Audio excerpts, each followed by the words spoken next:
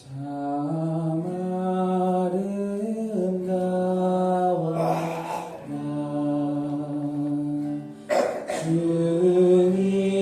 주님의 세계는 저 솔로몬의 옷보다 더 고운 백합화 참 아름다워라 참 아름다워라 주님의 세계는 저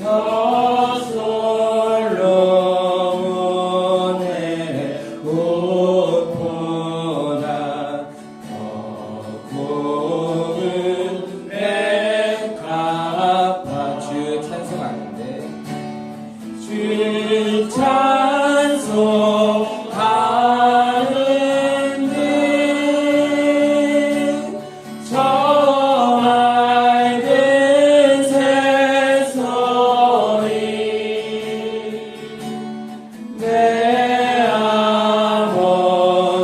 아버지의 지으신 그 솜씨 깊도다 참 아름다워라 참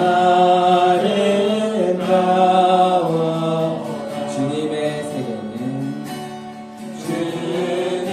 주님의 세계는 저 아침 해와 저녁 저 아침 해와 저녁은 하늘 빛나는 망망한 바다와 망망한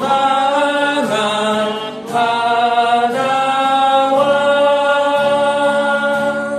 내 푸른 거울이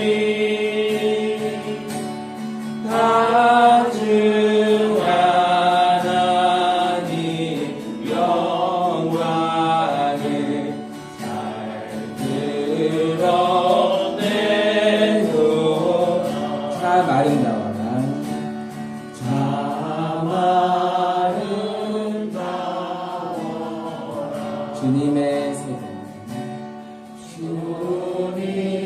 주님의 세계는 저 산에 부는 바람 저 산에 부는 바람과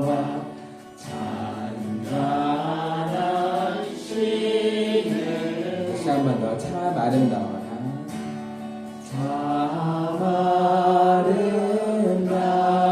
아름다워라 주님의 세계는 주님의 세계는 저 산에 부는 바람과 저 산에 부는 바람과 잔잔한 시냇물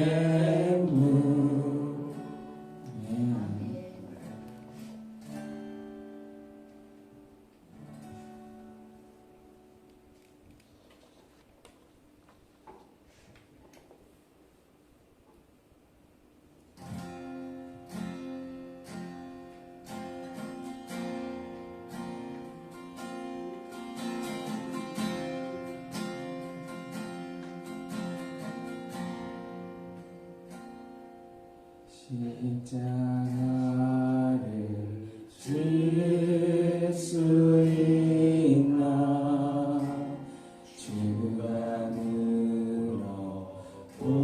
물어보실 때 죽기까지 따르오리 성도 대답하였다 십자가를 질 수 있나 십자가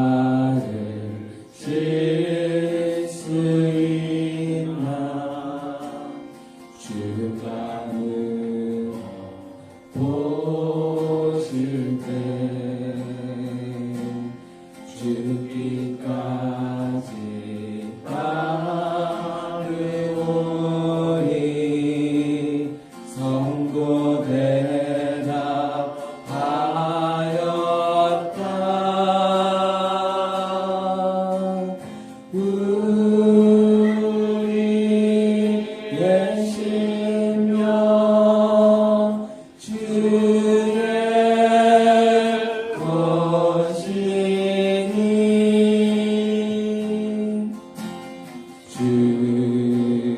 주님의 영상 만드소서.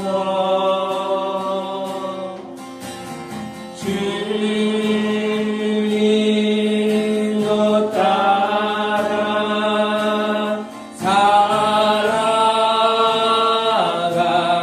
동안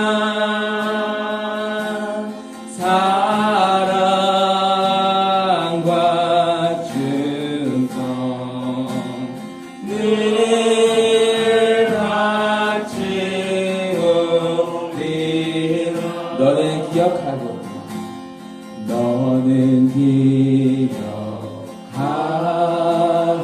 있나 구원받은 한분 그가 회개하였을 때 그가 회개하였을 때 낙원어라 3절입니다. 걱정되심 어른들 걱정되심 어른들 너를 둘러 덮을 너를 둘러 덮을 때 주께 내 영 맡기겠나 죄의 승리 믿으며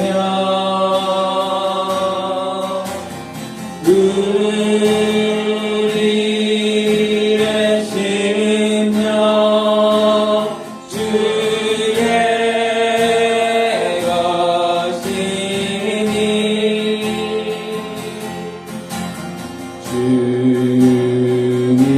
주님의 영상 만드소서.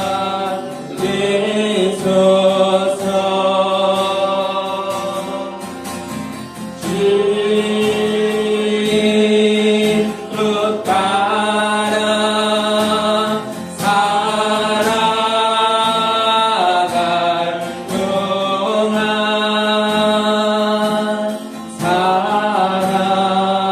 사랑과 충성 늘 같이 우리 이런 일 다 했습니다. 이런 일 다 할 수 있는 주가 물어보죠. 주가 물어보실 때 용감한 자 바울처럼 선뜻 대답하리라.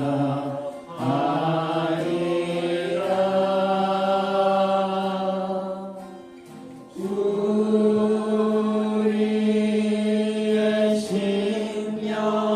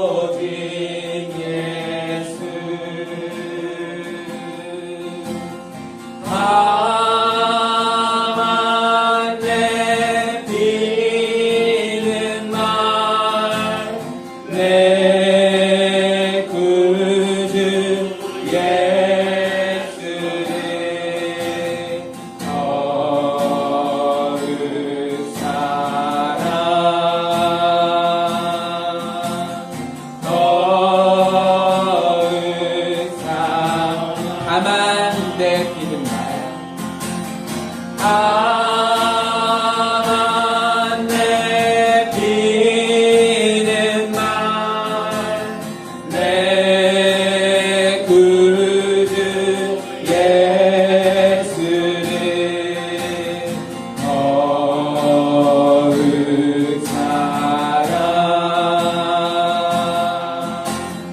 더욱 가만 내 비는 말 아만 내 비는 말 내 구주 예수를 더욱 사랑 더욱 가만 내 비는 말 아만 내 비는 말 내 구주 예수를 더욱 사랑 더욱 사랑 이 세상 떠날 때이 세상 떠날 때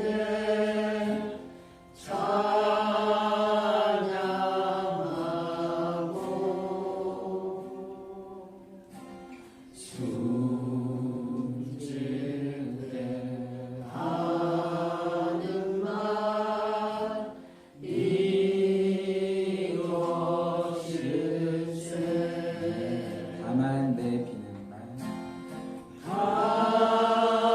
다만 내 비는 말 내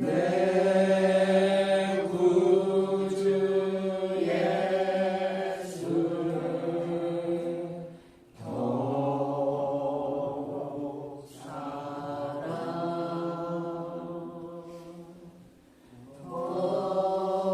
더욱 사랑 아멘. 요즘 세상은 사실 예수를 따라가는 게 되게 바보 같다고 여겨지는 시대인 것 같아요.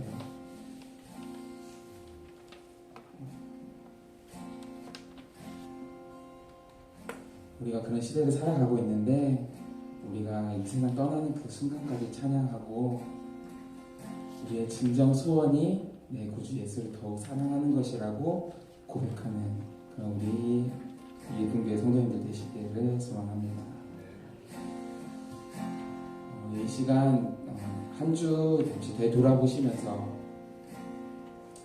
하나님 앞에 그렇게 기도하셨으면 좋겠고 또한 이 예배 가운데 나아가는 자신의 마음 가운데 조금 어려운 마음들이 있었다면 그런 것들은 또 잠시 내려놓고 예수의 이름만 높아지는 시간 되시기를 그렇게 함께 예배를 위해서 기도하며 나아가도록 하겠습니다. 함께 기도하겠습니다.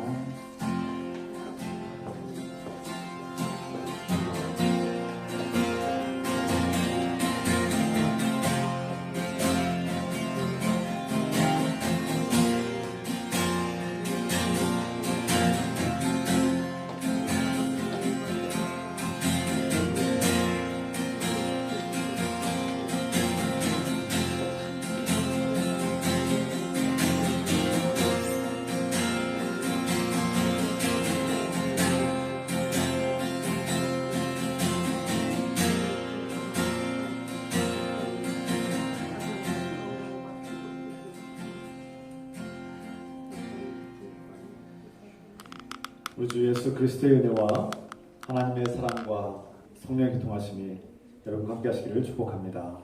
아멘. 다 같이 사도신경으로 우리 신앙을 고백하겠습니다. 전능하사 천지만대신 하나님 아버지를 내가 믿사오며 그 아들 우리 주 예수 그리스도를 믿사오니 이는 성령으로 잉태하사 동정녀 마리아에게 나시고 본디오 빌라도에게 고난을 받으사 십자가에 못 박혀 죽으시고 장사한 지 사흘 만에 죽은 자 가운데서 다시 살아나시며 하늘로사 전능하신 하나님 우편에 앉아 계시다가 죄로서 산자와 죽은 자를 심판하러 오시리라. 성령을 믿사오며 거룩한 공예와 성도가 서로 하는 것과 죄를 사하여 주신 것과 몸이 다시 사는 것과 영원히 사는 것을 믿사옵나이다. 아멘. 찬송드립니다. 455장 찬송 들으시면서 준비하시면 함께 되겠습니다.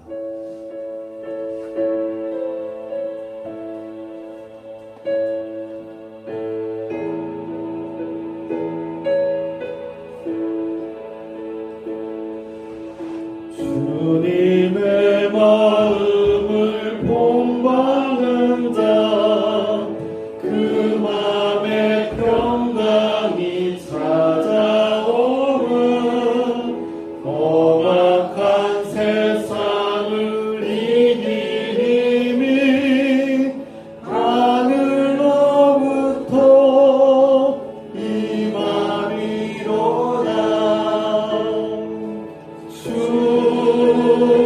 주님의 마음 본받아 살면서 그 거룩하신 나도 이루리. 주 모습 내 눈에 안 보이며 그 음성 내 귀에 안 들려도 내 영혼 날마다 주를 만나 신령한 말씀 늘 배우도다. 주님의 마음 본받아 살면서 그 거룩하신 나도 이루리. 가는 길 거칠고 험하여도 내 맘에 불평이 없어짐은 십자가 고난을 이겨내신 주님의 마음 본받으리라. 주님의 마음 본받아 살면서 그 거룩하신 나도 이루리.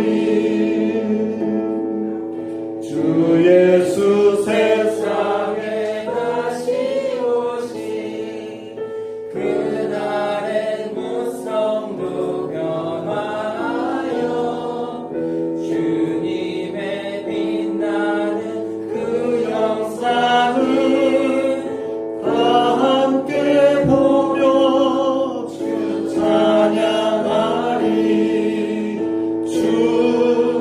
주님의 마음 본받아 살면서 그 거룩하신 나도 이루리. 아멘. 이제 이상옥 강사님께서 부르도하시겠습니다. 사랑하는 하나님 아버지, 우리가 주님을 기뻐하고 예배드립니다. 주님께서 우리 예배를 기쁘게 받아주시길 기도합니다. 부활하신 주님께서 믿는 자녀들에게 그리스도의 영, 생명의 영, 성령을 부어주시니 감사드립니다. 이제 우리는 죽음의 노예가 아니라 하나님의 자녀가 되었습니다. 우리 안에 거하시고 말씀하시는 성령님을 느끼고 경험하게 하소서. 성령님께서 우리의 생각과 마음을 인도하시고 생명의 길로 진리의 길로 기도합니다. 주님께서 작고 연약한 사람들을 통해 일하시고 구원의 역사를 이끌어 가신다는 사실을 깨닫게 하소서. 성령께서 저희의 과거의 죄, 현재의 죄, 미래의 죄를 용서해 주시길 기도합니다. 주님께서 우리를 용서해 주신 것처럼 저희도 형제 자매의 이웃을 용서하게 하소서. 나에게 상처 준 사람을 용서할 수 있는 마음과 용기를 주시옵소서. 우리의 기도에 응답하시는 예수 그리스도의 이름으로 기도드립니다. 아멘.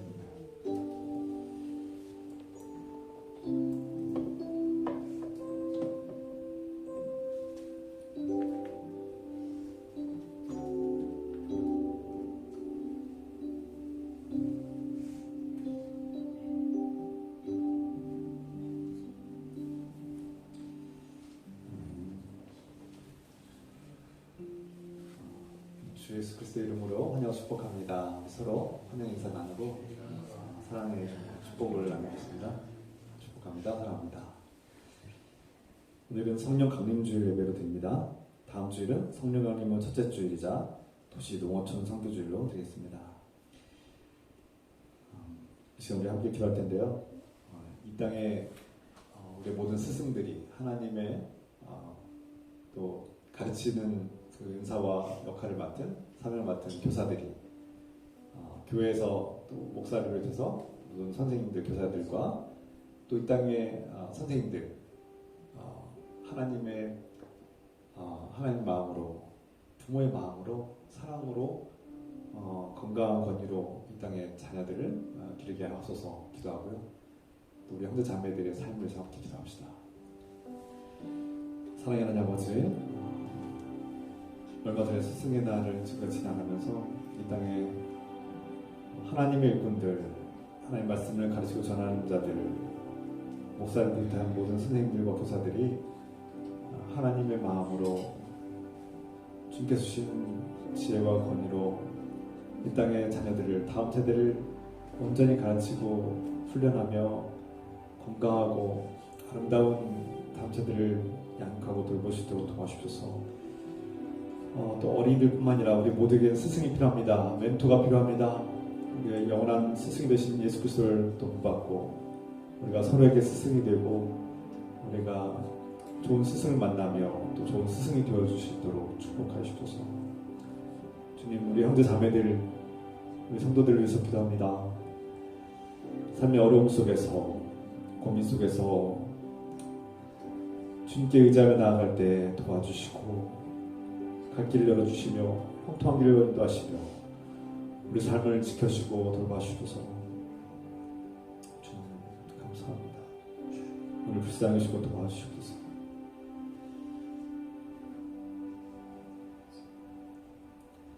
예수 그리스도의 이름으로 기도드립니다. 아멘.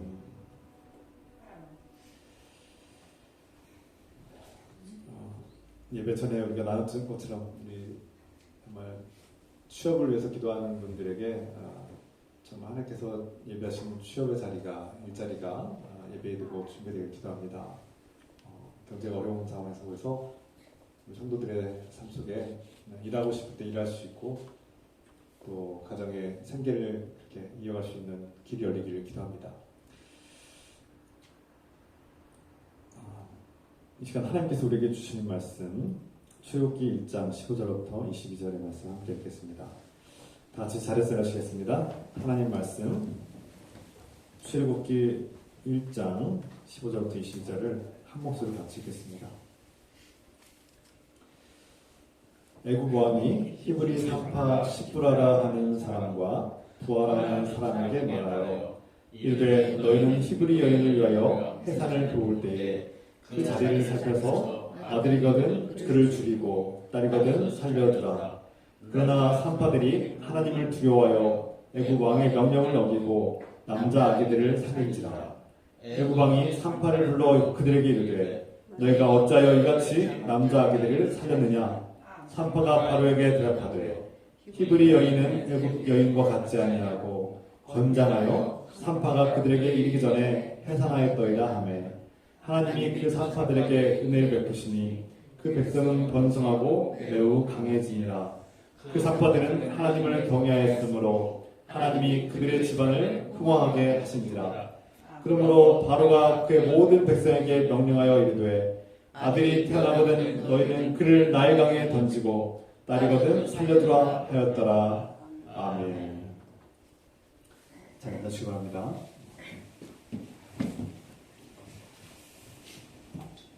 사람들은 종종 이런 생각으로 말을 하죠. 여러분도 들어본 적 있을 겁니다. 나 하나쯤이야. 나 한 사람쯤은 괜찮을 거야. 이런 얘기를 우리가 듣기도 하고 또 말하지도 않습니까? 이런 말을 하는 그 근본은 어떤 의미가 있습니까? 또 다른 말로 내가 노력한다고 세상이 변하겠어? 나 혼자 그렇게 노력한다고, 나 혼자 그렇게 열심히 한다고 세상이 변하겠어? 이런 말들을 우리가 종종 듣거나 한 적이 있으십니까? 또 어떤 사람들은 너 혼자 그렇게 세상을 변화시키려고 그렇게 고생하지 말고 그냥 너만 행복하게 살려고 노력해. 네 행복이나 챙겨. 이렇게 말하기도 합니다. 때론 부모가 자녀에게, 때론 친구에게 이런 말을 하기도 하지 않습니까? 저는 종종 이런 얘기를 들어본 적이 있는 것 같아요.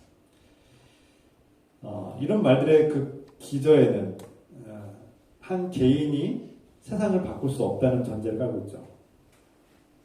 네가 혼자서 아무리 노력해도 세상은 안 바뀔 거야. 이런 전제를 깔고 있다는 거예요. 그래서 변화를 시도하지도 못하고 또 하려고 하는 사람을 포기하게 만들죠. 이런 말들이. 반면에 또 어떻습니까? 세상을 망치는 일들, 그러니까 안 좋은 일들, 나쁜 일들은 어떻습니까? 나 하나쯤 해도 괜찮아. 이렇게 말하죠. 나 하나쯤은 이거 해도 괜찮아. 세상 안 망해. 뭐 이런 식으로 말합니다. 물론 뭐 한 사람이 어떤 역할이 세상을 망하게 하지 않을 수도 있습니다. 그러나 이 말의 그 기본, 그 근본에 무엇이 깔려 있습니까? 나쁜 일은 더 악하게 만들자는 거죠. 그러니까 나쁜 일은 해도 된다. 자신에게 나쁜 일은 한없이 관대하고 선한 일을 할 때는 포기하게 만드는 말들이죠. 그래서 선한 일들은 오히려 줄어들고 나쁜 일들은 오히려 강화시키는 말들이 바로 나 하나쯤이야. 네가 그런다고 세상이 바뀌겠어. 이런 말들이 아닐까 생각합니다. 물론 더 악한 말들도 있죠. 입에 담을 수 없는 악한 말들도 있는데요. 반면에 하나님을 믿는 그리스도인들이라면 그러면은 어떤 생각으로 어떤 말들을 해야 될까 우리가 좀 생각하고 점검할 필요가 있죠. 물론 우리가 완벽한 사람이 없고요. 모든 말과 행동에 완벽할 수 없습니다. 우리도 그런 말들을 가끔씩은 하게 돼요. 이 세상에 살다 보면 우리도 연약한 우리 삶을 살다 보면 그런 말들을 하게 되죠. 그럼에도 불구하고 우리가 하는 말들이 사람을 살리는 말인가? 생명을 살리는 말일까? 내가 하는 말과 행동이 공동체 유익이 되는가? 이런 것을 좀 점검할 필요가 있다는 거예요. 지금 내가 하는 말과 행동이 저 사람에게 유익이 되고 우리 형제 자매들에게 조금이라도 도움이 되고 아니 살리는 말이고 세워주는 말이고 공동체를 하나님께로 이끌어가는 말인가? 점검하고 돌아볼 필요가 있다는 거죠. 어떻게 당연한 말을 하고 있는 거죠? 목사님 당연한 말 아니에요? 그런데 우리 현실은 어떻습니까? 그 당연한 것이 이루어지지 않기 때문에 우리가 점검하고 돌아보자는 것이죠.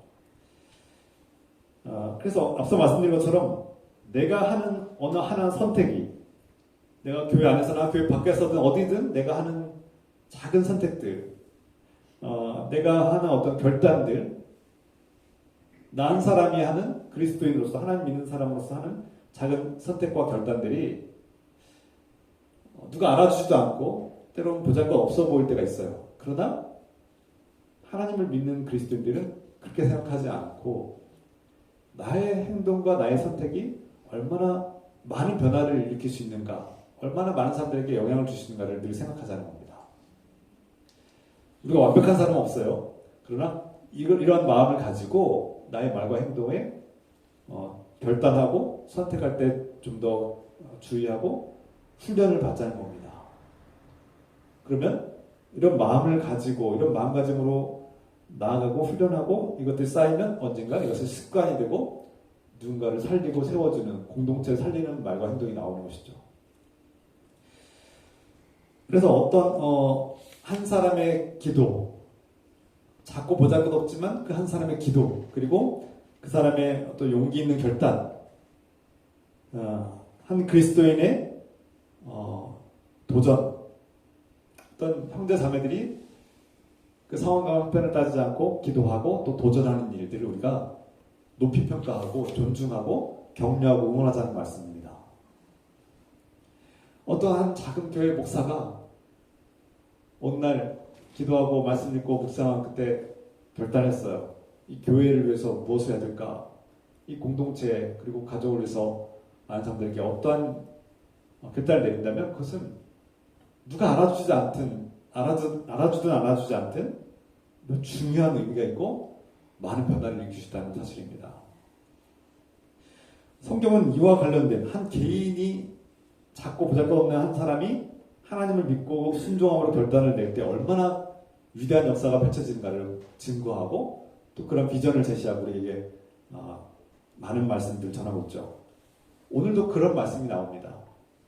앞으로 우리가 출애굽기 말씀을 한동안 나눌 텐데요. 한 작은 사람의 결단과 선택과 결단, 그리고 그 사람이 하나님 말씀을 따라서 순종할 때 얼마나 크고 위대한 변화가 일어나는가. 오늘 읽은 본문의 말씀에서 이 출애굽기의 이 거대한 여정이 시작되는데 이 위대한 출애굽기의 말씀의 첫 장에서 1장에서 나오는 말씀은 놀랍게도 우리가 들어본 적도 없는, 잘 기억도 하지 못하는 작고 연약한 두 여인. 고대 여자는 참 연약한 사람이었죠. 약자 중에 약자였죠. 두 명의 여자가 등장하는데 바로 시브라와 부하입니다. 그러니까 하나님께서 위대한 예언자를 보내신 것도 아니고 출애굽기가 시작되는데 하나님께서 뭐 위대한 왕을 세우신 것도 아니고 어떤 특별한 영웅을 보내주신 것도 아니에요. 전쟁 영웅도 없어요. 그런데 출애굽기 1장에서는 평범한 산파, 그러니까 아기를 낳을 때 도와주는 여인 산파 두 명이 등장합니다. 그들이 주인공이에요. 하나님은 시브라와 부하를 주목합니다.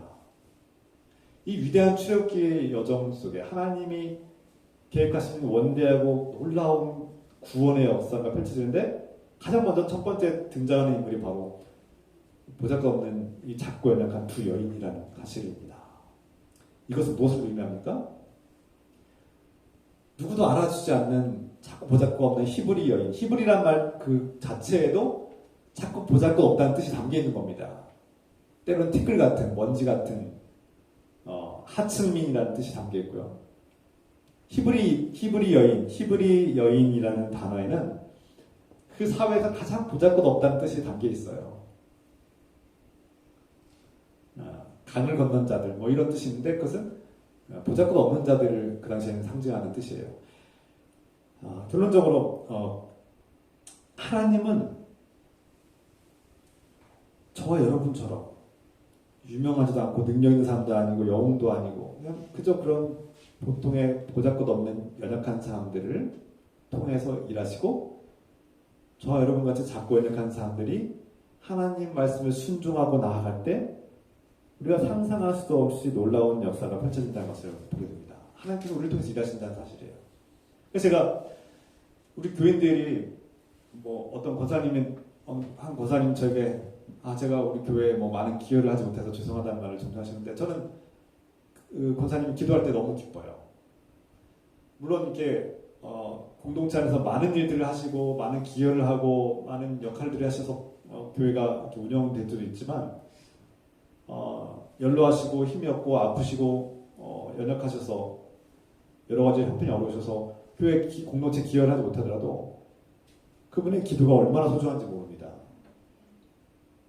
그분의 기도를 통해서 우리 교회를 움직이시는 하나님을 우리가 믿기 때문이죠. 오늘 본문에서 출애굽기 1장은 한 왕이 등장하는데요. 이집트의 한 왕이 새로운 왕이 등극하는데 새로운 왕은 하나님을 알지 못했습니다. 그리고 특히 이집트 총리였던 요셉을 알지 못한 자였다. 이렇게 성경이 말씀하고 있어요. 무슨 뜻입니까? 이집트 요셉 총리 요셉은 우리가 알다시피 창세기에서 망해가는 이집트 7년간의 가뭄으로 망할 수밖에 없었고 큰 위기 속에 멸망의 앞에 섰던 이집트 앞에 요셉이 미래를 알려주신 하나님의 은혜 가운데 미리 7년 동안 그 흉년과 가뭄을 준비하고 이집트를 부강하게 구원한 하나님의 일꾼 아닙니까? 그래서 이 요셉이 우리에게 되게 존경받고 위대한 인물로 평가받죠. 하나님이 그를 통해서 말씀하시고 그를 통해서 이집트를 구원해내고 뿐만 아니라 이스라엘 백성들, 위기에 처한 이스라엘 백성들이 이집트 고센 땅에 와서 그리고 함께 정착하고 거주할 수 있도록 길을 마련하고 틀을 마련한 그런 위대한 총리를 우리가 기억하고 있지 않습니까? 하나님의 사람이죠. 근데 그 역사 속에서 매우 중요했던 이집트의 총리, 하나님의 사람 요셉을 알지 못하는 왕, 다시 말해서 하나님을 알지 못하는, 야훼 하나님 누구인지 알지 못하고 듣긴 들었어도 그냥 거부하는 왕, 하나님을 믿지 않는 왕이 등극했다는 거예요.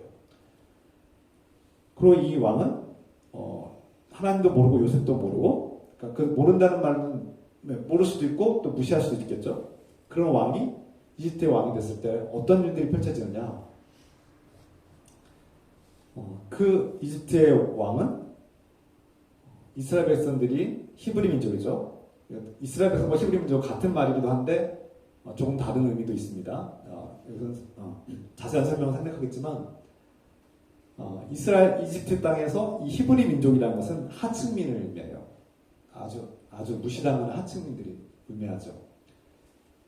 그들은 최초에는 야곱의 후손들로서 하나님의 백성들이죠. 하나님을 믿는 이스라엘 백성들이죠. 우리는 그래서 그들 이스라엘 백성이라고 부르지만 하층민에 속하는 그 하층민들이 히브리 민족들이라고 불렀어요.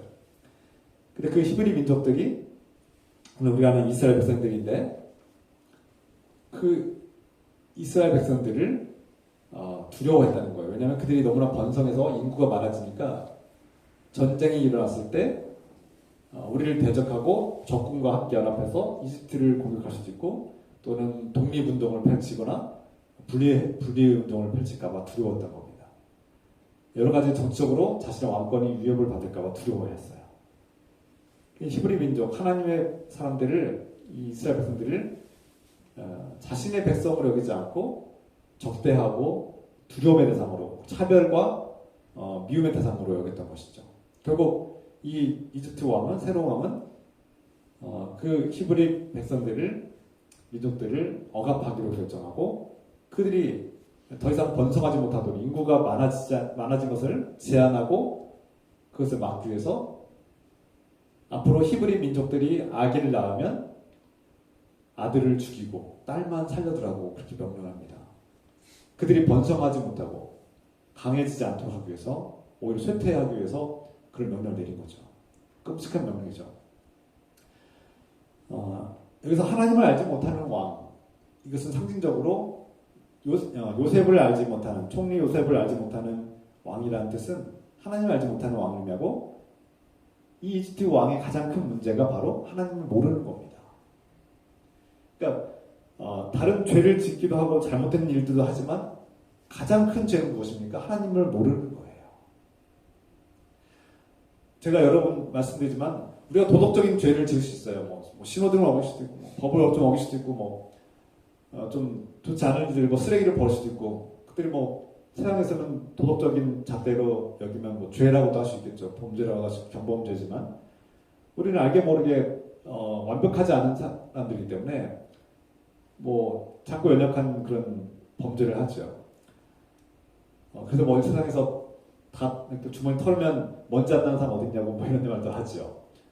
죄 안 지은 사람 없다. 그러나 성경에 가서 말하는, 기독교에서 말하는 가장 큰 죄는 하나님을 알지 못하는 죄, 하나님을 거부하는 죄, 하나님을 모르는 죄가 가장 큰 겁니다. 이런 하나님을 알지 못하는 사람들이 하나님을 믿는 사람들이 어떻게 대합니까? 하나님을 믿는 사람들은 그냥 상관없이 지내면 다행인데, 이상하게도 역사 속에서는 하나님을 모르는 자들, 하나님을 모르는 통치자들이 나오면 하나님을 믿는 사람들을 무지함 속에서 무시하거나 차별하거나 폭력적으로 폭압을 행하고 때로는 학살을 행하기도 하고 죽이기도 하죠. 이런 일들이 핍박과 그런 박해로 일어났습니다. 모두 다 그런 것은 아니지만 오늘날 우리는 그래도 종교의 자유 속에서 그렇게 노골적인 신앙의 억압과 어떤 편파적인 차별을 당하지는 않고 살지만 그것은 우리가 뒤에서 얘기하겠지만 민주주의 사회에서 우리가 누리는 특권이기도 하고 은혜이기도 하죠. 우리가 만약에 이슬람 세계에서 이슬람 종교 세계에서 우리가 그리스도인으로 산다면 소수의 그리스도인으로 산다면 얼마나 어려움을 많이 당했을까 생각해 보십시오. 우리가 지난번에 선교사님의 말씀처럼 그 하나님을 믿지 않는 세계에 가서 하나님을 전하는 예수 그리스도의 복음을 전하는 일이 얼마나 두렵고 어려운 일이겠습니까? 종종 하나님을 알지 못하는 사람들이 하나님 믿는 사람들 향해서 이렇게 거부하거나 차별하거나 때로는 폭력적인 행동을 할 때 우리는 두려움을 느끼게 되죠. 걱정이 되고 무섭고 불안하게 됩니다. 당연한 거 아니겠습니까? 때로는 내 가족들이 나와 가까이 있는 가족들이 내가 하나님을 믿고 예수 그리스도를 믿는 이 그리스도인의 삶을 무시하고 경멸하거나 미워하거나 차별하면 참 불행한 일이 펼쳐지죠. 괴로운 일이죠. 그때 우리 하나님을 믿는 사람들은 어떠한 선택을 해야 될까? 어떻게 위기를 극복하고 우리를 알지 못하고 우리에 대한 무지함, 그리스도인에 대한 무지함, 기독교 하나님에 대한 무지함으로 우리를 대할 때 우리는 어떻게 어떠한 행동을 하고 어떤 선택을 해야 될까요? 인류 역사는 항상 위기와 곤란과 도전에 직면해 왔습니다. 인류 역사를 돌아보면 항상 어려움이 있었어요. 곤란함이 있었죠. 그리고 인류는 그 수많은 곤란함과 어려움을 이겨내고 극복하고 벗어나기 위해서 최선을 다해왔습니다. 때로는 가뭄과 싸우고 때로는 홍수와 싸우고 때로는 재난과 싸우고 생존을 위해서 가진 노력을 해왔죠. 전쟁이 일어났을 때 그 전쟁에서 살아남기 위해서 최선을 다했고요. 우리 인류가 그 고통 속에서 살아남기 위해서 하나님은 우리에게 항상 살아남고 평안을 이루고 생명을 얻도록 우리에게 힘주신 분이었고 우리를 구원에 인도하시는 분이었습니다. 그 말씀이 바로 출애굽기 말씀 중에 하나죠. 때로는 예언자들을 보내셔서 하나님의 길을 알려주시고 때로는 위대한 왕들을 보내셔서 전쟁에서 승리하기도 하고 때로는 오늘 말씀처럼 전혀 알지도 못하는 사람들, 보잘것없는 사람들의 순종과 희생으로 많은 사람들을 구원하고 백성들을 구원하는 역사가 펼쳐집니다. 오늘 이제 우리가 나눌 출애굽기 말씀은 인생에 끊임없이 밀려드는 이 두려움과 위기와 어떤 곤란함과 고통 속에서 하나님께서 우리를 어떻게 구원하시는가를 보게 될 겁니다. 이 위대한 여정을 우리가 볼 텐데요. 하나님은 왜 우리가 기대하는 방식으로 일하지 않고 왜 저런 방식으로 일하실까? 우리는 알 수 없어요. 왜 하나님께서 그렇게 일하시는지. 근데 출애굽기를 말씀을 보면서 우리는 하나님은 우리가 기대한 방식은 아니지만 우리가 원하는 방식은 아니었지만 하나님의 방식으로 반드시 우리와 함께 하시고 우리를 구원하시는구나라는 걸 보게 될 겁니다. 그 말씀이 오늘 출애굽기 말씀의 1장에서 소개되는데요. 가장 먼저 나온 사람은 바로 앞에서 말씀드린 대로 두 여인 시브라와 부하가 등장한다는 거예요. 그러니까 위대한 왕이 나온 것도 아니고 위대한 예언자가 나온 것도 아니에요. 자꾸 보잘것없는 두 여인이 나왔는데 그 두 여인이 뭘 선택했느냐? 앞서 말씀드린 것처럼 이집트 왕을 파라오라고 부릅니다. 라 신의 아들이라고 부르는 것이죠. 그들이 믿고 따르는 태양신의 아들이라고 부르는 것이죠. 파라오는 히브리 여인들이 아기를 낳을 때 남자는 죽이고 여자아이는 살려두라. 그래서 그들의 후손이 번성하는 것을 막고 그들의 인구 수를 제한하고 그들이 우리에게 감히 대적하지 않도록 우리가 조절하고 통제하자 이렇게 계획을 한 것이죠. 악한 일이죠. 무서운 일입니다. 근데 이 왕의 명령을 받은 이 두 여인이 이 산파 두 여인이 그들이 생각할 때 이 히브리 여인들이 나왔을 때 남자를 죽이는 일은 도무지 할 수 없는 일이었어요. 그래서 왜 그들은 하나님을 두려워했기 때문에, 하나님을 경외했기 때문에 이 두 시브라와 부하는 왕의 명령을 거역하게 됩니다. 여기에 우리가 중점을 두고 오늘 말씀을 나누려고 합니다. 이 두 여인이, 이 히브리 두 여인 산파가 왜 어떤 선택을 했냐? 왕의 무서운 명령과 위협을 저항하기로, 듣지 않기로, 거부하기로 결단했다는 거예요. 선택한 거죠. 그 결과는 어떨까요? 절대 권력자 앞에서 그 명령을 따르지 않으면 죽습니다. 파라오 왕, 이집트 왕 파라오에게 이 명령을 어겼다는 사실이 들려지면 바로 죽임을 당할 거예요. 이 여인이 오늘 본문에서 이렇게 하겠죠? 18절에서 20절의 말씀이죠. 애굽 왕이 산파를 불러 그들에게 말했다. 너희가 어찌 이같이 남자 아기들을 살렸느냐? 산파가 바로에게 대답하였다. 히브리 여인은 애굽 여인과 같지 아니하고 건장하여 산파가 그들에게 이르기 전에 해산하였더이다. 우리가 소식을 듣고 달려가는데 우리가 도착하기도 전에 이미 아기를 낳았습니다. 그래서 우리가 죽일 수 없었습니다. 이렇게 이제 피해간 것이죠. 그런데 이 파라오가, 왕이 그냥 순진하게 듣고 그렇구나 했을까요? 지금 이 이집트 왕 파라오는 어떻게든 간에 이집트의 후손들을 죽이고 아들들을 죽여서 후손이 번성하지 않게 하려고 하고 지금 이 두 여인에게 명령을 내렸는데 자신의 명령을 어긴 사람들을 내버려 둘까요? 당연히 죽었겠죠. 그런데 놀랍게도 반전이 일어났죠. 결론적으로 이 두 여인은 죽지 않았습니다. 오히려 복을 받았습니다. 이것을 어떻게 해석할까요? 당연한 거 아닙니까? 하나님께서 살려주셨겠죠. 기독교 날마다 그렇게 얘기하죠. 물론 그렇습니다만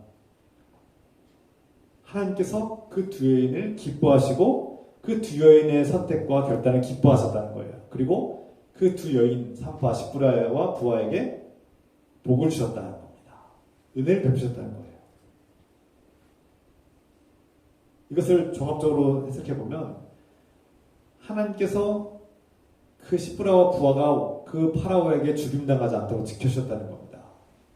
그러니까 왕이 속아 넘어간 게 아니라 그들이 지혜롭게 말해서 넘어갔고 그냥 다 해결됐다는 것이 아니라 하나님께서 그들을 죽지 않도록 지켜주셨고 그들에게 복을 주시고 그들의 가정을 형통하게 번영시켜 주셨다는 겁니다. 물론 하나님께서 항상 지켜주시고 항상 막아주시고 항상 이렇게 해결해 주시면 다행인데 그렇지 않을 때가 너무 많아요. 그렇다고 우리가 하나님 불공평하신 분이야 그렇게 말할 수는 없어요. 우리가 알 수 없는 하나님의 뜻과 계획이 있는데 하나님이 우리의 모든 불행을 다 막아주시는 건 아니에요. 우리가 22절까지 읽었지만 21절까지는 해피엔딩이었어요. 그런데 22절에는 어떤 일이 펼쳐집니까? 이 파라오 왕은 그냥 그 두 산파 이야기를 듣고 포기하는 그런 왕이 아니었어요. 앞으로는 두 산파가 아니라 군사들을 시켜서 이집트에서 히브리 민족이 낳는 모든 아기들 중에 아들들은 다 죽여라, 남자애는 다 죽여라고 명령을 내립니다. 이 상황은 더 악화됐어요.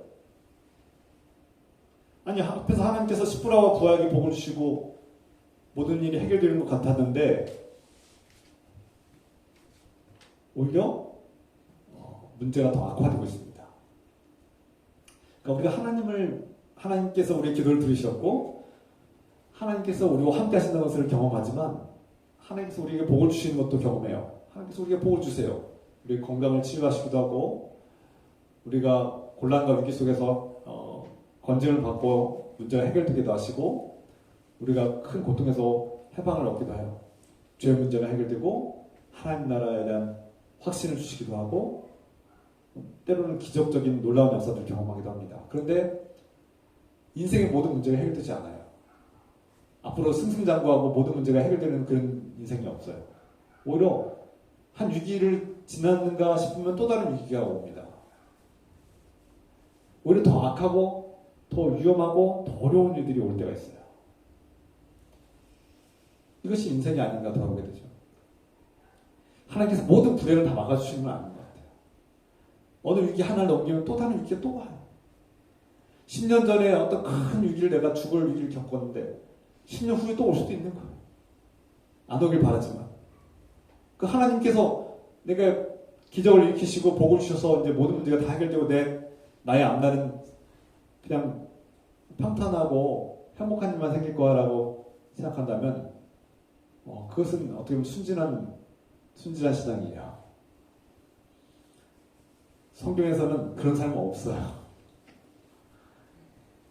불과 며칠 전에만 해도 기적을 경험하고 하나님의 놀라운 능력을 경험하고 막 엘리야가 갈멜산에서 하나님의 놀라운 기적으로 그 젖은 장작이 다 불타고 제단이 불타고 그 적들을 우상 숭배하는 그 모든 적들을 다 물리치고 처단하고 끝냈고 승리를 외쳤지만 그 다음 날에는 절망에 빠지는 게 우리 신앙의 모습일지도 모릅니다.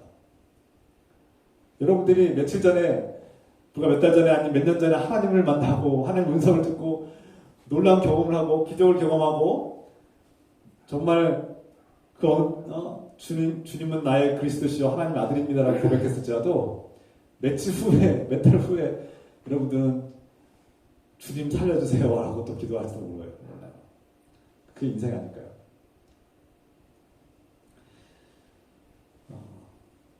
오늘 십부라와 부하가 오늘 우리가 주목할 점은 십부라와 부하가 자신의 목숨을 잃을 수 있는 상황에서 어떻게 이런 선택을 할 수 있었을까? 그들은 자신의 목숨을 내어놓은 겁니다. 무슨 뜻입니까? 이집트 왕이 무서운 존재예요. 한마디로 자신들의 목숨이 날아가고 집안이 다 박살날 수 있는, 멸망할 수 있는 무서운 상황이에요. 두려운 상황이죠. 그런데 목숨을 걸고 죽으면 죽으리라고 나아간 겁니다. 죽이면 죽겠습니다. 그러나 나는 그의 명령을 따르지 않겠습니다. 내가 저 아름답고 고귀한 생명들을 내 손으로 죽이느니 차라리 내가 죽겠습니다라고 결단한 거예요. 이집트 왕이 무섭지만 만왕의 왕이신 진정한 왕, 영원한 왕, 나의 영생과 하나님 나라를 중화하시는 나의 야훼 하나님을 내가 더 무서워하고 경외한다는 뜻입니다. 세상의 통치자 권력자도 무섭지만 나는 하나님을 더 경외하고 더 무서워하겠습니다라는 결단이에요. 하나님을 더 두려워하는 존재. 세상에서의 삶도 중요하지만 나는 하나님과의 관계가 더 중요하다고 선포하는 거죠. 그래서 그들이 이미 왕의 명령을 거부하는 순간 이미 목숨을 내는 겁니다. 언제 죽어도 이상하지 않을 만큼 이미 죽음의 과정을 다 경험한 거죠. 이것이 그들은 죽음의 과정을 경험한 겁니다. 이미 목숨을 내어놓고 죽은 거예요. 죽은 목숨과 같은 거예요. 왕의 한마디면 끝납니다. 내 명령을 어겨 처형하라면 끝난 거예요. 그런데 자신들은 자신의 목숨은 하나님께 맡겼고 그 이집트 왕보다 더 두려워할 존재 하나님이 있다는 것을 믿은 것이죠.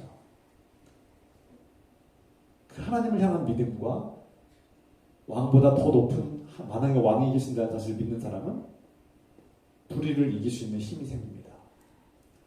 그래서 이 보잘것없는 두 여인 십부라와 부하는 왕의 명령을 어길 수 있었고 하나님께 자신의 목숨을 내어 맡겼고 불의와 저항할 수 있는 용기를 얻게 된 겁니다.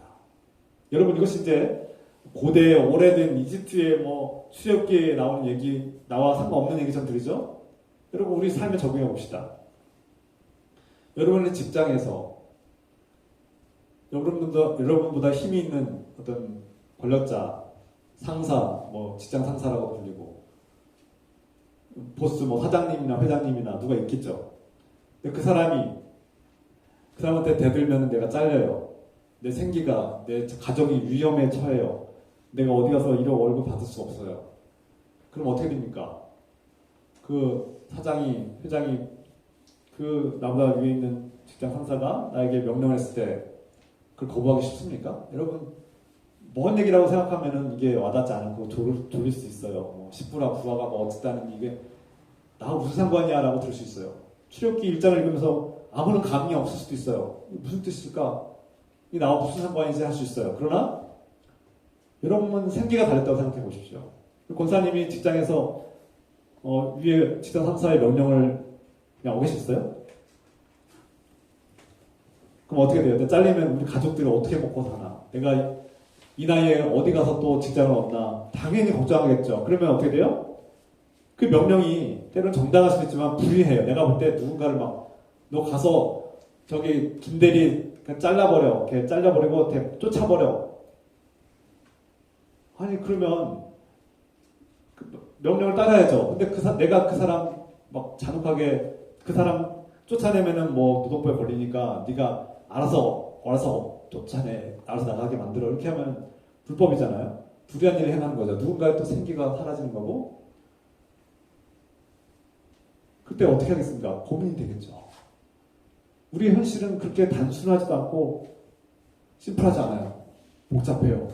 또 나의 생기가 걸려있고 나의 이익이 걸려있고 나의 삶이 걸려있으면 결단하기가 더 어렵겠죠. 이게 남 얘기가 아니에요. 시브라와 부하 얘기가 그냥 출애굽기 1장에 나오는 얘기인가 보다 뭐 이런 얘기가 나오고 무슨 상관이냐라고 하시겠지만 여러분들과 한번 적용해 보세요. 쉽게 결정이 되겠습니까? 뭐 그냥 너 할 수 있어요 라고 그냥 말하실 수도 있겠죠. 근데 실천할 수 있습니까?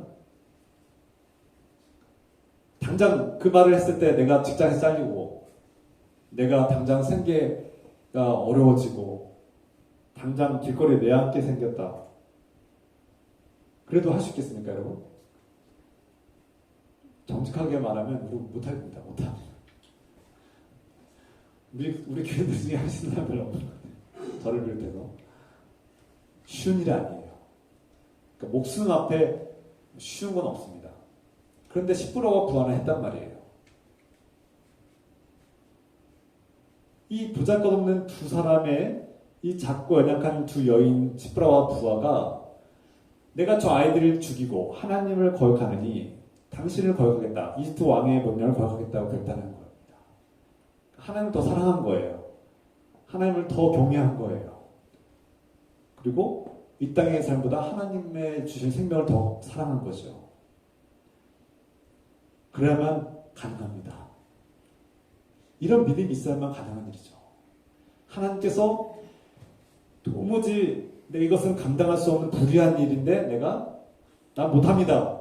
내가 잘리고 말지. 내가 잘리고 말지. 내가 그만두고 말지.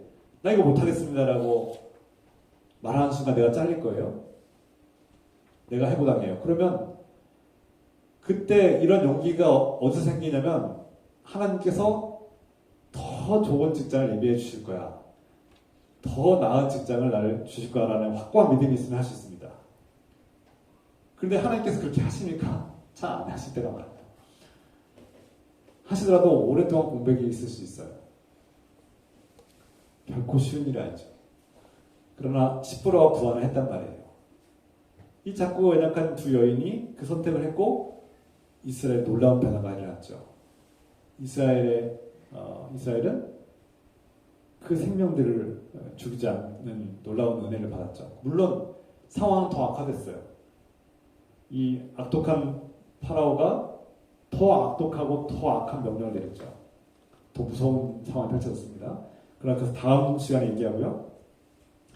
오늘 우리가 주목할 점은 바로 하나님은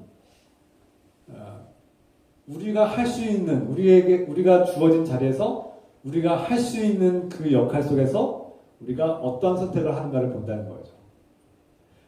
저와 여러분들에게 이 나라와 민족을 구하라고 이 세상을 구하라고 우리에게 말씀하지 않으세요. 그런데 여러분들의 울타리 안에서 여러분들의 영역 안에서 여러분들이 할 수 있는 일을 어떻게 선택하느냐 어떤 행동을 하느냐를 우리가 보신다는 거예요. 시브라와 부하는 산파로서 자신들이 아기를 낳는 일을 돕되 자신들이 할 수 있는 이 역할 속에서 하나님이 기뻐하는 일을 찾았고 목숨을 걸고 그 일을 선택했어요. 최선을 다한 것이죠. 생명을 살리는 일을 한 거예요. 생명을 죽이는 일을 거부한 겁니다. 여기엔 큰 대가가 필요했는데 그 대가를 감수하겠다고 결단한 거죠.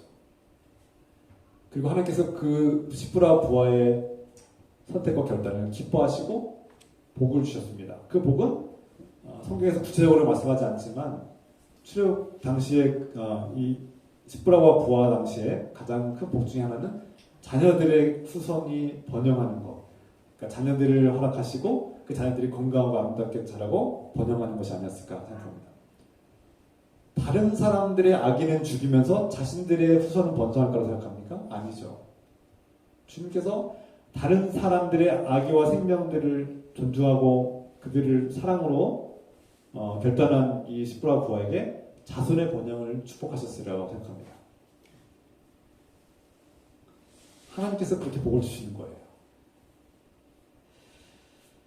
물론 그리스도인들이 어떤 세상의 통치자들과 권력자들을 존중하고 그들과 좋은 관계를 맺고 또 서로 협력하는 것은 중요한 일인데요. 필요한 일입니다. 그러나 그 권력자들이 부패하고 타락해서 하나님을 대적하고 죄를 짓게 만들고 불의한 일을 강요하면 우리는 저항해야 된다는 것을 단순한 논리지만 그 속에 하나님께 기도하고 우리가 나아갈 바를 결단하고 우리 안에서 우리가 할 수 있는 영역 안에서 우리가 이 나라를 바꾸겠습니까? 세상을 바꾸겠습니까? 그러나 내가 할 수 있는 영역 안에서 하나님이 기뻐하신 일을 묵상하고 그 대가를 치르면서 용기 있는 결단을 나아갈 때 세상은 변화된다는 겁니다. 그리고 하나님께 진정으로 복을 받는 비결을 우리가 복을 받는 삶을 복을 받는 길을 우리가 얻게 되는 것이죠. 종종 세상 사람들은 말하죠. 네 한 사람이 그렇게 한다고 세상이 변화되겠어? 야 십부라 부하 네가 그런다고 누가 알아주냐? 니네가 왕 명령을 거부하면 너 죽임당하고 너 가족들 다 멸종당할 텐데 네가 그런다고 세상이 알아줘? 세상이 변화되겠어? 저 왕이 변화되겠어? 안 변할 거야. 그냥 너나 살아. 이렇게 말할 수 있었을 겁니다. 주변 사람들이 말리지 않았겠습니까? 나 하나쯤이야. 내가 하나님 명령 거부하고 나 하나쯤이야. 그렇게 해도 되지 않을까?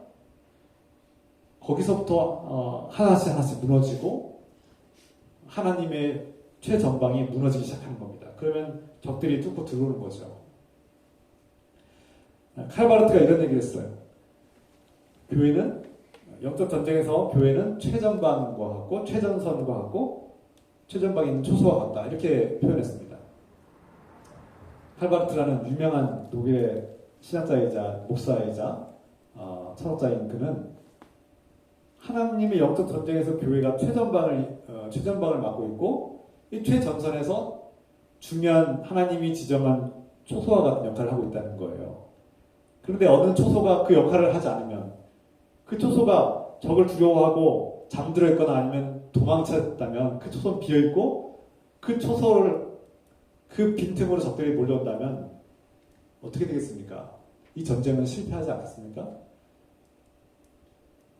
우리 교회가 비록 작고 연약하지만 하나님의 최전방에 있는 최전선에 있는 한 초소를 우리에게 맡겨주셨고 너희 느기품 교회는 이 영적 전쟁에서 여기를 지켜 너희의 역할을 잘 감당해라고 하셨는데 우리가 힘도 없고요. 우리는 가진 것도 없고요. 우리 사람도 없고요. 그냥 우리는 뭐 못해요. 그냥 우리는 포기할래요. 이렇게 하면은 이 초소는 무너지는 거 아닙니까?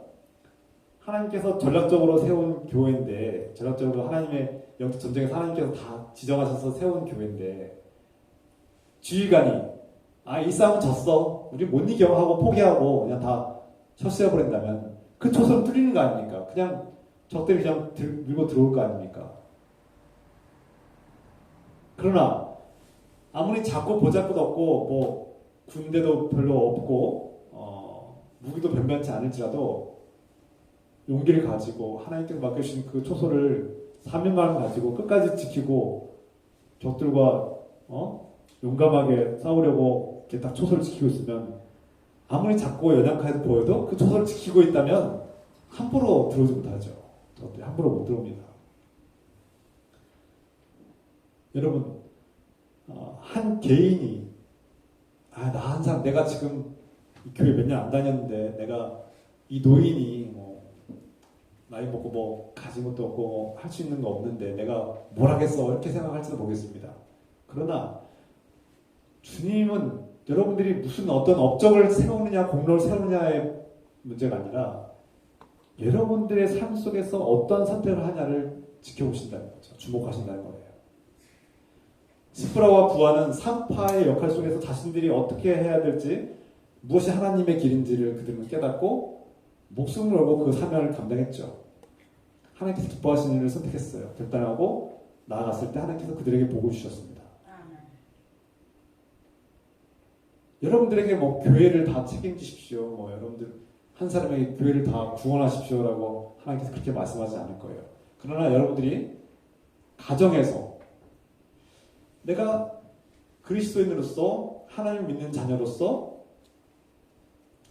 내 가정에서 내가 내 아내에게 내 자녀들에게 어떠한 말과 행동을 할 것인가, 이것은 내가 할 수 있지 않습니까? 이건 뭐 비용도 들지 않아요. 돈도 안 들어요. 그럼 내가 하나님 사는 자녀답게 말하고 행동하려면 어떻게 해야 될까? 앞서 말씀드린 것처럼 나 하나쯤이야 뭐 이런 말, 또 네가 그런다고 세상이 변화되겠냐? 네가 그런다고 가정이 변화돼? 이런 식의 말들은 우리를 죽이는 말, 무너뜨리는 말, 선을 빼앗는 말들이죠. 그러나 반대로 그랬다고 적어도 내가 오늘 당장 우리 가족을 구원하지 못하지만 내가 오늘부터 나의 말과 행동을 하나씩만 바꾸자. 내가 그동안 수십 년 동안 해왔던 나의 부정적인 말 하나만 오늘 하지 말자. 10번을 했다면 5번으로 줄이자. 그리고 내가 적어도 그리스도인답게 할 수 있는 말이 무엇일까를 고민해 볼 필요가 있다는 거예요. 그리고 그것을 내가 결단하고 훈련을 받고 시도해보고 이것을 반복해서 나의 삶으로 만들겠다라는 결단. 그래서 부부의 관계가, 부모와 자녀의 관계가 변화되는 것. 이게 아무것도 아닌 것처럼 생각해서 안 된다는 거예요. 이것을 대수롭게 여기거나 무시해서 안 된다는 겁니다. 여기서부터 놀라운 변화가 일어난다는 거예요. 그래서 그리스도인들은 가장 먼저 결혼한 사람들은 부부의 관계를 점검하고 내가 그리스도인의 사랑으로, 그리스도의 마음으로, 그리스도의 시각으로 바라보고 어떻게 말하고 행동해야 될지를 고민하기 시작하고 그것을 적용하기 시작해야 된다는 거예요. 내가 내 남편을 존중하고 있는가? 내가 부모로서 자녀를 존중하고 있는가? 자녀들은 내가 부모님을 존경하고 있는가? 저도 돌아보고 내가 그런 말과 행동을 하고 있는가? 그렇지 않다면 내가 오늘 이거 하나는 고치겠다. 그리고 내일은 또 다른 것을 고치겠다라는 이런 결단 각오가 필요하다는 거예요. 신앙은 여기서부터 시작해야 된다는 겁니다. 내가 오늘 예수 그리스도 만났고 은혜를 받았으니 이제 내가 우리 교회를 살려보겠어. 이 세상을 다 바꾸겠어. 이런 거창하고 허황된 그런 거 말고요. 그런 것은 오히려 되지도 않고요.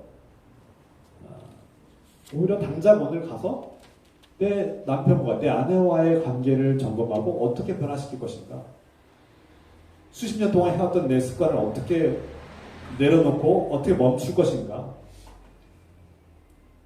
내 자녀와 관계가 좋지 않다면 내가 그동안 해왔던 나의 태도를, 나의 말과 행동을, 내가 함부로 말했던 것, 내가 상처 줬던 것, 내가 때로 욕을 했던 것, 내가 또 부정적으로 보고 못마땅하게 했던 것들을 예수님의 마음으로 한번 바라보고 예수님 마음으로 용서하고 내가 그동안 부정적인 말로 비난했던 것들을 오늘만큼은 좀 멈춰보자. 오늘만큼은 좀 관대하게 넘어가보자. 오늘만큼은 내가 이 말씀을 듣고 실천해보자. 이렇게 결단할 때 우리 가정이 변화되고 부부관계가 변화되고 자녀와의 관계가 변화되면 아닐까요? 그리스도인이 되면 거창하게 세상을 바꾸겠다.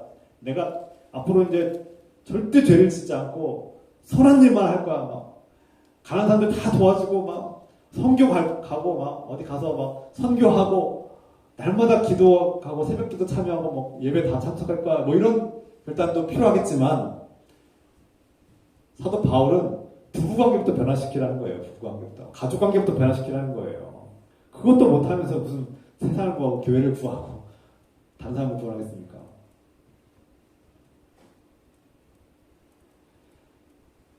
그래서 사도 바울은 예수 그리스도의 복음을 증거하고 하나님과 관계가 회복된 사람들은 가장 먼저 네 남편을 존중하라. 네 아내를 존중하라. 또 네 아내를 예수님의 마음으로 사랑하라. 이것부터 실천하라고 말씀하지 않습니까? 부모된 자들은 내 자녀를 노엽게 하지 말고 존중해줘라. 자녀들은 뭐 교회에서 충성하는 것도 필요하겠지만 먼저 네 부모를 존중해. 하나님을 알게 됐어? 하나님 믿기 시작했어? 그럼 부모부터 사랑하고 존중하는 것도 배워. 물론 부모가 학대를 하고 폭력을 행사하고 부모가 불의를 행하면 피해야 되죠. 벗어나고 뭐 거리를 두고 뭐 다른 방법을 찾아야 됩니다. 지혜롭게 해야 되는데, 그러나 부모를 존경하지 않는 자녀는 하나님의 복을 받지 못한다는 것을 알아라는 거죠. 그래서 시프라와 부하처럼 내가 보잘것없고 작고 연약한 사람일지라도 내가 가진 영역에서 내가 할 수 있는 일 가운데 나의 말과 행동을 변화시키려는 시도와 도전을 할 때 우리 삶이 변화되고 가정이 변화되고 교회가 변화되고 이 사회가 변화된다는 겁니다. 그래서 출애굽기 1장에서 하나님을 모르는 무지한 왕의 폭력적인 이 시대에 저항하는 이 자꾸 보잘것없는 시프라와 부하의 이 저항과 결단과 선택이 이게 무슨 얘기지? 이 출애굽기의 이 위대한 말씀에서 왜 가장 첫 번째 나오는 이야기가 이 보잘것없는 두 사파 이야기로 시작할까? 하나님은 누구도 알아주지 않는 작고 연약한 사람들의 삶 속에 주목하시고 그 삶을 축복하게 원하시고 우리의 선택을 주목하신다는 말씀이에요. 그리고 그 작고 보잘것없는 사람들의 순종과 결단을 통해서 많은 생명을 구원하는 놀라운 역사를 펼쳐간다는 거예요. 물론 시프라와 부하가 이스라엘 백성들을 구원한 것도 아니고 상황을 더 좋게 만든 것도 아니에요. 상황을 뭐 더 좋게 만들거나 문제를 다 해결한 것도 아니에요. 세상을 구원한 것도 아니에요.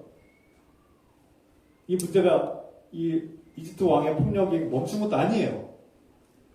그러나 하나님은 그들의 시도와 그들의 선택과 결단 자체를 기뻐하시고 복을 주신다는 겁니다. 하나님께서 저와 여러분들에게 원하는 게 바로 그거예요. 우리 교회의 미래, 여러분들 가정의 미래 어떻게 될지 몰라요.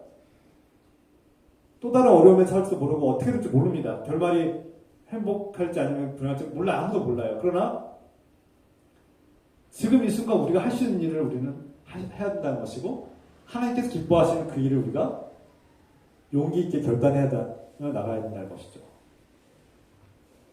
그리고 그것은 우리 가정에서부터 부부관계에서부터 가정에서부터 시작한다는 겁니다. 여러분들이 하나님을 알게 되었고 하나님을 믿고 하나님이 어떤 분이신지를 알고 믿는다면 여러분 가정에서부터 변화를 시작하십시오. 제가 여러분들에게 바라는 것은 교회에 막 나와서 과거처럼 이제 막 매일같이 교회에 나와서 기도하고 예배하고 막 봉사하는 거 그 여러분들께 제가 요구하지 않지 않아요. 여러분들에게 뭐 그렇게 하라고 안 하잖아요, 제가. 그러나 가정에서부터 변화되라는 겁니다. 부부관계에서부터 서로 존중하는 걸 배우고 그런 말과 행동을 하고요. 자녀들이 부모를 존중하는 말을 해야 되고요. 또 부모들은 자녀를 노엽게 하지 말고 상처 주는 말을 하지 말고 그들을 존중해주고 그들의 의사와 그들의 인격을 존중해주는 필요가 있다는 거예요. 이것이 성경이 우리 행복한 가정을 이루는 놀라운 비밀을 가르쳐주는 겁니다. 제가 여러분들을 뭐 정죄하거나 여러분들의 가정의 실패를 막 들추려고 하는 게 아니라 우린 다 실패하죠. 우리는 자녀 교육에 실패하고 부부관계에서도 실패하고 수많은 실패와 시행착오를 경험하죠. 자녀 교육 문제를 얘기하면 끝도 없죠. 어린 시절부터 성인이 되고 다 독립했음에도 불구하고 여전히 부모 자녀 관계가 온전하지 못할 때도 있어요. 우리 자녀들의 신앙이 저는 우리 자녀들의 신앙교육 성공했습니까? 누가 감히 성공했다고 말 수 있겠습니까? 아무도 없습니다. 저를 비롯해서. 우리 모두가 다 자녀 교육에 성공한 사람들은 아닌 것 같습니다. 그럼에도 불구하고 하나님께서 행복한 가정, 정말 복된 가정을 이룰 수 있는 비결을 가르쳐주지 않습니까? 그래서 바로 서로 사랑으로 존중하라는 겁니다. 그것이 하나님께서 기뻐하시는 가정으로 나아가는 복된 길을 알려주신 거죠. 우리는 이 비밀을 이제 알았으니까 우리가 이것을 어린 시절에 옛날에 알았다면 좋았을 텐데, 결혼하기 전부터 아니면 아이를 낳았을 때부터 알았으면 참 좋았을 텐데, 너무 늦게 알게 된 것은 아닌가. 안타깝지만 지금부터 시작하면 됩니다. 지금부터 시작하라는 말씀이에요. 그러니까 후회하라는 것이 아니라 지금부터 하나님은 지금도 늦지 않았다. 지금이라도 서로를 용서하고 용납하고 서로 존중한 법을 적용하면 된다는 말씀을 하세요. 지금부터라도 시작하면 됩니다. 그러니까 우리가 과거에 뭐 회개한 것도 필요하고요. 내가 과거의 죄를 계속 떠올리는 것 그건 가끔씩 하면 됩니다. 그런데 우리가 더 중요하게 해야 될 일은 앞으로 내가 하나님 말씀 가운데 어떻게 살 것인가, 하나님을 알게 되고 믿는 자로서 어떻게 살아갈 것인가를 더 많이 노력해야 된다는 거예요. 자꾸 과거를 돌아보고 뒤를 돌아보고 자꾸 과거에 얽매여서 후회하고 내가 괜히 그 자식 괜히 낳았어 이런 얘기 하지 마시고 나은 거 어떻게 이제 앞으로 어떻게 해결할 것인가 기도해야 되죠. 기도. 사람은 한계가 분명합니다. 내가 아무리 착하게 살려고 내가 정의롭게 살려고 하나님 말씀을 순종하며 살려고 노력해도요 한계가 있어요. 자꾸 지칩니다. 연약해서 자꾸 포기하게 돼요. 그래서 우리는 주님의 도움이 절대적으로 필요합니다. 주님 제가 또 지쳐갑니다. 제가 또 연약합니다. 넘어집니다. 죄의 유혹에 굴복하게 됩니다. 저를 도와주세요. 기도해야 됩니다. 그래서 우리가 주님의 도움을 절대적으로 구해야 되고요. 특히 잘못된 것을 고치고 불의와 맞서 싸우려면요. 반드시 기도해야 됩니다. 내 힘과 지혜와 능력으로 싸우면요. 오래 못 갑니다. 일관성 있고 오래 지속하지 못해요. 금세 포기하고 말죠. 정의감이 막 들끓어서 막 투쟁하죠. 그런데 내 뜻대로 되지 않으면 금방 지치고 넘어집니다. 그러나 하나님께서 주신 사명이라는 것을 깨닫고 하나님께서 주신 위로와 소망을 얻고 하나님께서 주시는 능력을 가지고 싸우면요. 이길 수 있고 승리할 수 있습니다. 오랫동안 포기하지 않고 싸울 수 있어요. 저는 목회를 하면서 내 힘과 지식과 능력으로 목회를 하려면요. 반드시 넘어지고 포기할 수밖에 없게 됩니다. 저 못합니다. 저 더 이상 못하겠어요. 그런데요. 주님께 기도하고 그것은 내가 너에게 준 사명이고 내가 너의 힘으로 할 것이 아니라 내가 주는 힘으로 너의 지식이 아니라 나 하나님의 말씀으로 하나님의 능력으로 하면은 감당할 수 있게 하시는 거예요. 여러분 주의 말씀과 기도로 주의 말씀 붙들고 기도로 승리합니다. 우리가 가정에서 주님 제 아내와의 관계가 제 자녀와의 관계가 잘 안 돼요. 노력해도 안 되네요. 기도하십시오. 너무 뻔한 얘기입니까? 그러나 기도할 때 하나님께서 도우시고 내 힘으로 내 지식으로 안 되던 그 자녀가 변화됩니다. 내가 기도할 때 내 자녀를 바라보는 시각이 변화됩니다. 내가 기도할 때 내 자녀를 바라보는 마음이 변화됩니다. 용서가 가능해지고요. 내 자녀를 품을 수 있는 마음도 생기고요. 내 자녀에게 전에 상처 주던 말들을 멈추게 되고요. 용납하고 존중하게 되는 길이 열립니다. 기도해야 돼요. 기도할 때 저는 요즘 사춘기 자녀들을 이렇게 돌보면서 양육하면서 제 이성적으로는 도무지 이해 안 돼요. 화가 나요. 막. 그런데 기도하면 그는 내 사랑하는 딸이다. 그는 내 사랑하는 아들이다. 네가 감히 함부로 해서 안 된다라고 말씀하세요. 그러면 내 속에서 나왔고 내 자식인 것 같고 내 것 같지만 그건 하나님의 거래요. 하나님 거. 내 자식이라는 거예요. 하나님이 자식이라는 거예요. 그러면 내가 함부로 할 수 없죠. 그는 내 사랑하는 딸이고 내 아들이다. 내가 함부로 해서 안 되죠. 존중해줘야 돼요. 그가 왜 그런지를 이해해야 돼요. 그리고 그 삶 속에서 내가 어떻게 하면 그게 하나님을 알게 하고 하나님께로 인도할 수 있을까를 내가 도와주는 사람이 되어야 되는 거죠. 시브라와 부하가 자신들의 목숨을 걸고 나아갔죠. 기도하지 않았을까요? 반드시 기도했을 겁니다. 분명히 기도했을 거예요.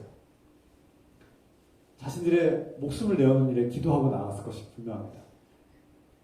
나중에 우리가 나오겠지만 모세도 그 무시무시한 폭력적인 왕 앞에, 이집트 왕 앞에 나갈 때 기도하고 하나님을 의지하며 나가지 않았겠습니까? 자신이 무슨 힘과 지식과 능력으로 나갔겠습니까? 모세가 자기 힘과 권력을 가지고 자기의 능력을 가지고 나갔으면 반드시 졌을 겁니다. 그리고 포기했을 거예요. 그러나 하나님께 기도하고 또 기도할 때 하나님께 주시는 힘과 지혜와 능력으로 가야 할 길을 묵묵히 갈 수 있었을 것입니다. 다윗도 마찬가지예요. 사울 왕이 자신을 끊임없이 죽이려고 군대를 데리고 자기를 공격할 때 얼마나 무섭고 두려웠겠어요. 그는 시편의 기도처럼 끊임없이 하나님께 기도하고 이겨냈습니다. 우리 주님 예수 그리스도는 이 땅에 오셔서 끊임없이 하나님과 대화하고 기도하셨죠. 쉬지 않고 기도하셨습니다. 그리고 너희도 기도를 쉬지 말고 하라고, 쉬지 말고 기도하라고 말씀하셨어요. 하나님과 대화하고, 그리고 예수님은 가장 작고 연약한 자들에게 행한 것이 바로 나에게 행한 것이라고 말씀하시죠. 하나님은 작고 보잘것없는 연약한 자들에게 주목하시고 그들을 돌보시며 그리고 함께 하신다는 사실을 우리에게 다시금 강조하고 말씀하십니다. 하나님은 지금도 저 여러분들을 통해서 일하시길 원하셔요. 어제가 5월 18일 5.18 민주화운동 기념일이었습니다.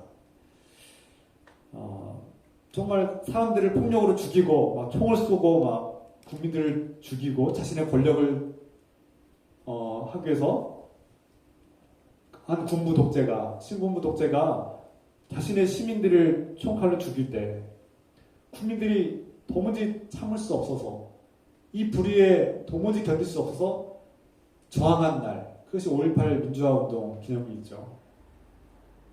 그때 10대를 비롯해서 막 10대, 20대, 30대 그리고 나중에 노인들까지 함께 그 민주운동에 가세했는데요. 그때 특히 처음에 그 민주운동을 시작할 때, 특히 대학생들이 주도할 때 많은 어른들이 걱정과 또 여러 가지 부정적인 말들을 했다고 합니다. 야, 네가 그런다고 세상이 변화되겠어? 네가 그렇게 한다고 변화되겠어? 우리가 종종 그런 말을 듣죠. 네가 그렇게 한다고 해서 혼자 노력한다고 해서 세상이 변화되겠냐? 그러나 우리는 시대를 돌아보면서 오늘날 우리가 누리고 있는 이 민주화, 우리가 누리고 있는 이 자유와 평화와 우리가 지금 오늘 누리고 있는 우리의 이 정의와 이 민주주의 사회에 살고 있는 오늘날의 이 놀라운 것은 그들의 목숨을 건 도전과 선택과 결단이 있었기 때문에 누리신 분 아니겠습니까? 우리가 그들을 기억할 필요가 있죠. 일제의 침략 속에서 짓밟히고 고통당하는 이 백성들 속에서 그 작고 연약한 유관순님을 비롯해서 많은 10대, 20대 젊은이들이 들고 일어났을 때 목숨을 건 거 아닙니까? 일제의 총칼 앞에 목숨을 걸고 일어났을 때 그들의 희생과 결단이 있었기 때문에 오늘 우리가 이렇게 해방과 자유와 평화를 누리지 않습니까? 때로는 지금 당장은 변화되지 않습니다. 나의 노력으로 이 세상이 변화되지 않을 것처럼 느껴질 때가 있고 무기력하고 절망적으로 느낄 때도 있어요. 그러나 우리가 하나님께서 기뻐하시는 그 선택을 믿음으로 순종하며 나아갈 때, 결단할 때 우리가 그 대가를 치르면서까지 불의와 맞서싸울 때 세상은 반드시 언젠가 때가 되면 변화된다는 겁니다. 이런 믿음을 가지고 살아갑시다. 결코 쉬운 일은 아니지만 이런 믿음이 우리에게 필요합니다. 오늘 시브라와 부하와 같이 작고 연약한 사람들이 하나님 말씀에 순종하고 결단할 때 하나님께서 기뻐하시고 또 놀라운 변화를 일으키시죠. 우리 교회가 아무리 작고 연약할지라도 힘이 없고 무기력하게 느껴질지라도 포기하면 안 됩니다. 끝까지 하나님 앞에 믿음으로 순종하면서 선한 결단을 하고 나아갈 때 우리 교회가 변화되고 우리 가정이 변화되고 우리 직장이 변화되고 우리 이 세상이 변화될 것을 믿고 나아갑시다. 오늘 주님께서 주시는 이 말씀이 저와 여러분들에게 희망과 위로와 그런 은혜가 되기를 주님 이름으로 축원합니다. 기도합시다. 사랑의 하나님 아버지, 출애굽기의 위대한 여정을 바라봅니다. 십부라와 부하의 이야기를 통해서 이 출애굽기를 시작합니다. 자꾸 보잘것없는 이 두 산파 두 여인이 그 절대적인 왕의 권력에 맞서 싸우고 저항하고 그 목숨을 걸고 나아갈 때 하나님께서 기뻐하셨고 하나님께서 복을 주셨습니다. 이 십부라와 부하를 통해서 이스라엘 역사가 놀라운 은혜를 얻게 되었습니다. 주님, 하나님은 때로는 자꾸 보잘것없는 우리의 선택을 통해서 놀라운 역사를 펼쳐가시고 하나님 나라를 펼쳐가신 것을 보게 됩니다. 그러면 우리가 나 하나쯤이야 또는 네가 그런다고 세상이 변화되겠냐는 이런 말들을 거부하고 맞싸우며 나를 통해서 이 자꾸 보잘것없는 나의 선택과 결단을 통해서 가정이 변화되고 직장이 변화되고 세상이 변화될 수 있다는 사실을 믿고 지금 당장은 아닐지라도 언젠가 때가 되면 하나님의 놀라운 역사가 펼쳐질 것을 믿고 우리는 오늘도 결단하면서 주의 말씀에 순종하고 어떤 희생과 대가를 치르면서도 나아갈 수 있는 용기와 힘을 더하여 주셔서 오늘 이 말씀을 우리가 믿음으로 결단하고 또 순종하는 마음으로 함께 기도하겠습니다. 주여 하나님 아버지, 오늘 이 말씀 감사드립니다. 자꾸 보잘것없는 우리를 통해서 우리 가정을 변화시키고 세상을 변화시키며 나 한 사람의 결단이 인류 역사를 변화시킬 수 있다는 사실을 깨닫게 하옵소서. 나 한 사람쯤이야가 아니라 나 한 사람의 순종과 결단과 희생을 통해서 민족을 구원하고 인류를 구원할 수 있는 놀라운 역사가 펼쳐진다는 사실을 깨닫게 하옵소서.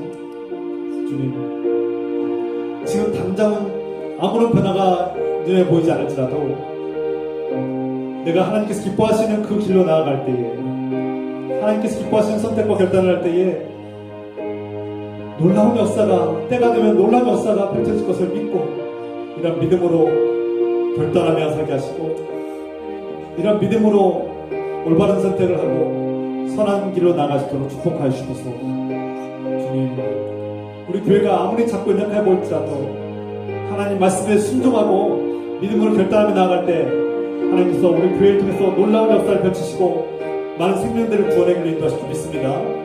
주님, 이러한 믿음을 가지고 끝까지 승리하며 나아가시도록 도와주시옵소서. 함께 기도하며 주님 의지하며 나아가게 도와주시옵소서. 주님, 감사합니다.